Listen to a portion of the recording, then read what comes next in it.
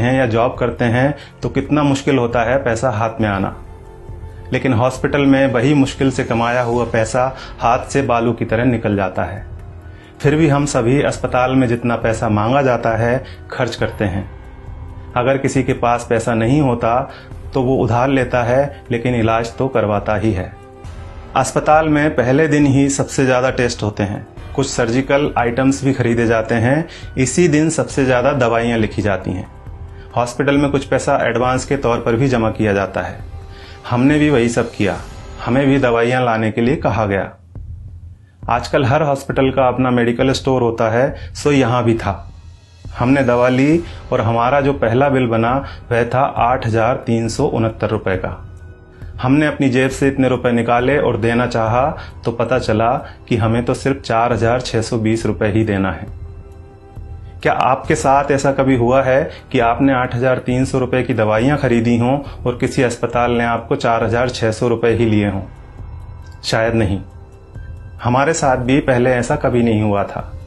अब यह बिल देखिए, दवाओं की कुल कीमत है 8,369 रुपये, जिसके नीचे लिखा है डिस्काउंट 3,748 रुपये। नेट अमाउंट है 4,600 रुपये, जिसका भुगतान हमें करने के लिए कहा गया।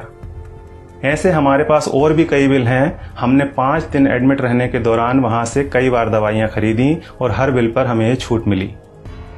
सबसे बड़ी बात यह थी कि ये डिस्काउंट हमें मांगने पर नहीं मिला था, यह बिना मांगे हमारे बिना आग्रह किए पूरे सम्मान के साथ हमें दिया गया था, क्योंकि ये डिस्काउंट वहां उनके बिलिंग सॉफ्टवेयर में ही फीड कर दिया गया है।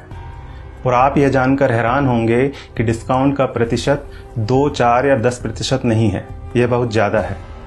कुछ सर्जिकल और इंजेक्टेबल में डिस्काउंट 91% यानी 91% तक है, और जितने भी पेशेंट वहां एडमिट हैं सबको इसका लाभ मिल रहा है। अब आपके मन में सवाल उठ रहा होगा कि ऐसा क्यों? हम भी यही सोच रहे थे कि आखिर ऐसा क्यों। तो हमने डॉक्टर साहब से सीधे पूछ लिया, क्योंकि इसका जवाब तो वही दे सकते थे। फिर उन्होंने हमें बताया कि क्यों उनके अस्पताल में इतना डिस्काउंट दिया जाता है। उन्होंने हमें समझाया कि एमआरपी का खेल क्या होता है। एक उदाहरण के तौर पर उन्होंने बताया कि एक इंजेक्शन 270 रुपये का आता है और उस पर एमआरपी आती है 1,000 रुपये। उन्होंने कहा कि मेरा मन नहीं माना कि मैं 270 रुपये का वह इंजेक्शन अपने पेशेंट को 1,000 रुपये में बेच दूं। मैं डॉक्टर हूं, मुझे अपनी फीस और मेरे हॉस्पिटल की दूसरी सेवाओं का चार्ज मरीज से लेना है। 270 रुपये का इंजेक्शन 1,000 में नहीं बेचना। ये बात तो हुई डॉक्टर संजय कुमार के नैतिक मूल्यों की। अब यहाँ सवाल ये है कि दूसरे ज्यादातर अस्पतालों के मालिकों ने क्या अपना जमीर बेच दिया है? बेबी गैस्ट्रो केयर अस्पताल के डॉक्टर संजय कुमार की तरह ये क्यों नहीं कहते कि हमें भी अपनी सर्विसेज का पैसा ही मरीज से लेना है? वे क्यों नहीं कहते कि 270 रुपये का इंजेक्शन 1,000 में हम नहीं बेचेंगे? दूसरा सवाल यह है कि आखिर दवा कंपनियों द्वारा इतनी एमआरपी लिखी ही क्यों जा रही है? इनको किसने अधिकार दिया है दवाओं पर इतनी ज्यादा एमआरपी लिखने का? और आखिर में सबसे बड़ा सवाल यह है कि हमारी सरकार, हमारा स्वास्थ्य विभाग, हमारे प्रधानमंत्री और स्वास्थ्य मंत्री क्या कर रहे हैं? वे इस बात का संज्ञान क्यों नहीं लेते? क्या दवा कंपनियों द्वारा लिखी जा रही एमआरपी पर अंकुश लगाना नोटबंदी या धारा 370 हटाने से ज्यादा कठिन काम है?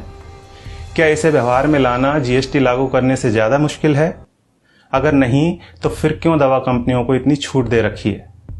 उन्हें इस बात को संज्ञान में लेना ही चाहिए और जल्दी से जल्दी एमआरपी पर अंकुश लगाना चाहिए। जब तक ऐसा नहीं होता है तब तक आपको और हमें अपनी आवाज उठानी ही पड़ेगी, और ये इतना मुश्किल भी नहीं है। हम सबको बस इतना करना है कि अगर 270 रुपये का इंजेक्शन हमें 1,000 रुपये में दिया जा रहा है तो हमें कहना है भैया 300 लगा लो, चलो भैया 400 ले लेना। इसके साथ ही एक काम और करना है, और वो ये है कि इस वीडियो को ज्यादा से ज्यादा शेयर करना है। धन्यवाद।